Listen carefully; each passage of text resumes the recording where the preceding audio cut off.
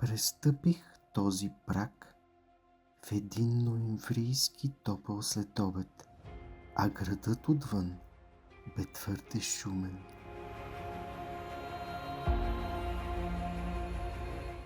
Търсех тишина, а открих нещо, което ме остави безмълвен.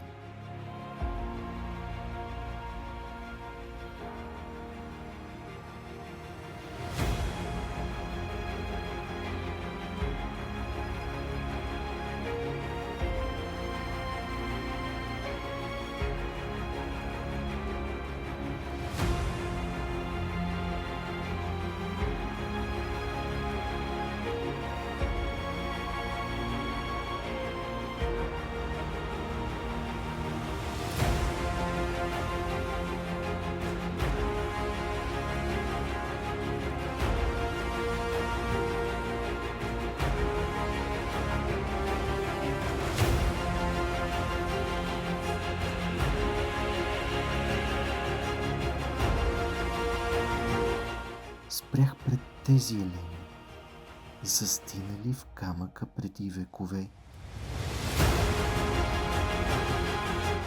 Гледах тези цветове и си мислех за ръцете, които са ги подреждали. За надеждата, която са вложили във всяко камъче. Разтърси ме мисълта, колко малки сме и колко красота можем да оставим след себе си.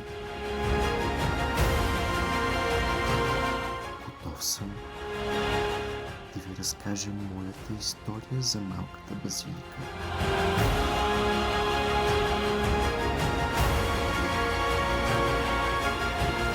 Утре ще прекрачим прага й заедно.